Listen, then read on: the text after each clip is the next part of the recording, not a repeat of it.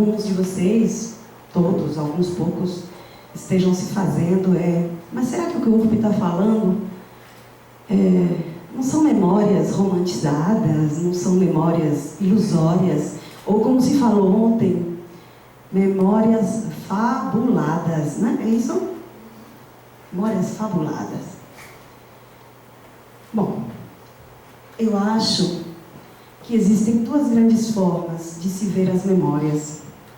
Ontem ficou claro na mesa, né? Uma forma de não da historiografia, de uma parte da historiografia ver a memória, conceber a memória, e como a dança, por exemplo, vê a memória de uma forma completamente diferente, a concebe de forma diferente. Mas apesar de haverem essas distinções, eu acho que tem duas grandes formas. A primeira é que tem gente que divide entre verdadeiro e falso, entre romântico e objetivo, entre memória que deturpa a realidade e memória que respeita a realidade, né?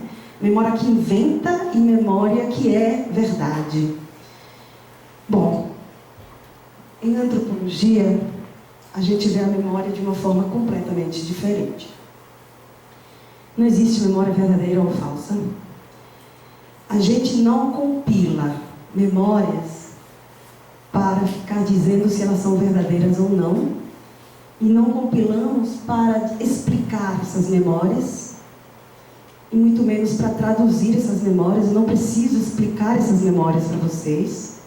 Cada um pode fazer uma interpretação.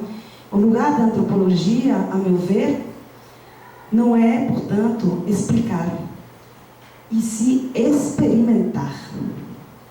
Ou como diria Viveiros de Castro, nós entramos em pensamentos para pensar junto com eles.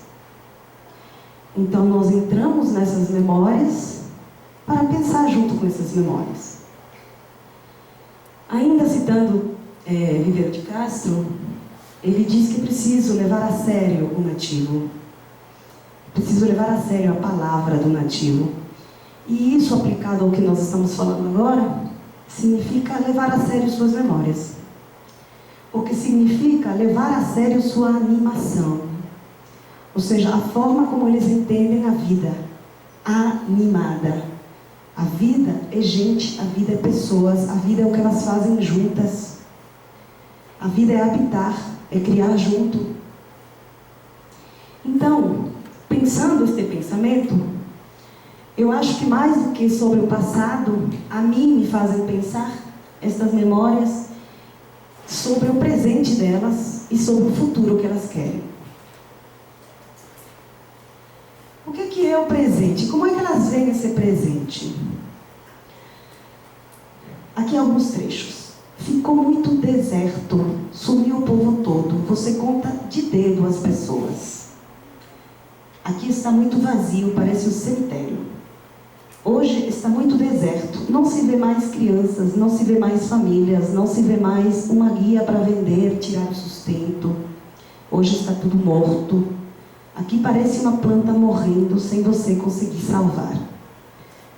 Nossa, ouvir quando elas diziam isso, demorava para a saliva passar. Porque é uma ideia de morte tão presente no presente e uma ideia de vida tão presente no passado, né? E essa ideia de cemitério, de deserto, de morte, de vazio, me lembra uma paisagem arruinada. E a complexidade das coisas é tal, é que estamos falando de uma paisagem arruinada num espaço reformado. Aí vai depender do que a gente entende por ruína, por paisagem arruinada. Paisagem arruinada para elas é uma paisagem sem gente, é uma paisagem sem habitar. Pode ter habitação, mas não tem habitar. E, falando em paisagens arruinadas, me lembrei dos antropólogos que falam em antropoceno, que são alguns antropólogos na linha de Ingold, Latour, Antsing, que falam que o antropoceno é esta era caracterizada por paisagens arruinadas ou perturbadas, como diz Antsing, paisagens sem habitabilidade, geradas pelos imperialismos industriais industriais, pela agroindústria, enfim, pela mineração, pelo petróleo, todas aquelas que a gente já está cansado de saber. E aí me ocorreu a ideia, me fez pensar que, será que a gente não pode falar de um antropoceno urbano, né?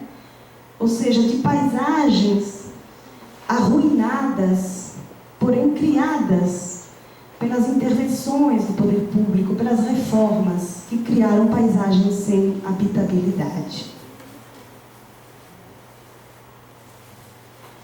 Esse é um pequeno mapa, já estou já acabando, faltam 2 slides, em laranja as ruínas da 28, da área da 28, e em azul os imóveis reformados, porém vazios, sem gente, na 28. Vejam que é uma parte considerável do território. Mas quem passeia por ali não vai, imagino eu, usar a palavra arruinado, porque as ruínas não chegam a ser a maior parte do território. E também não sabem que por trás desses prédios reformados não tem gente habitando, né? Então não falariam em arruinados, mas pelas falas das mulheres eu acho que a gente está autorizado a se referir a elas, a esse bairro, a esse espaço como um espaço arruinado. E com isso termino. 4 pensamentos, 4 lições que esses pensamentos me sugerem. O primeiro deles é que em tempos de ruínas, em tempos de antropoceno, é preciso habitar o espaço, criar no espaço, é preciso ocupar. Então este é um convite a ocupar espaços, porque só assim se tornam espaços habitados. E eu acho que é possível. Essa árvore, por exemplo, habitou essa ruína, decidiu crescer nela, e a vida cresceu num espaço supostamente morto, que é um resto de muro. Uma segunda lição é que em tempos de ruínas é preciso de uma outra sensibilidade.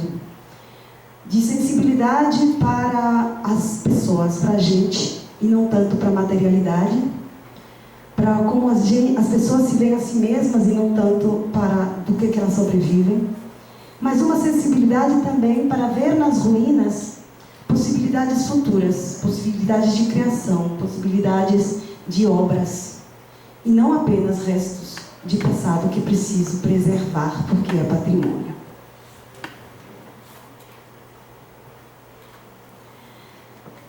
Em terceiro lugar, é preciso aprender a lição das memórias que essas mulheres nos dão.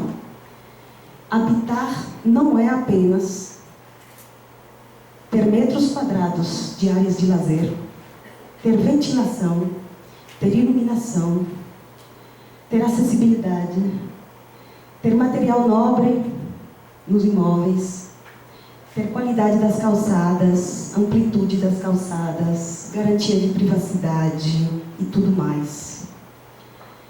Mas é principalmente haver gente e gente se relacionando e gente produzindo um espaço. Isso é habitar.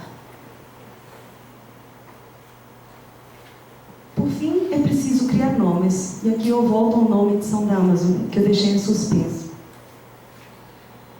Imaginar um futuro implica em nomear, em dar um outro nome. E as mulheres estão absolutamente conscientes, pelo nome que elas escolheram, de que não se trata de reproduzir o passado. Ontem também foi falado isso. É impossível reproduzir o passado. A gente está sempre inventando. E elas querem inventar uma coisa diferente, mas uma coisa diferente a partir das memórias delas. Não para ser como foi, mas para construir o futuro a partir de como elas acham que há coisas boas no passado a serem reinventadas. É isso. Obrigada.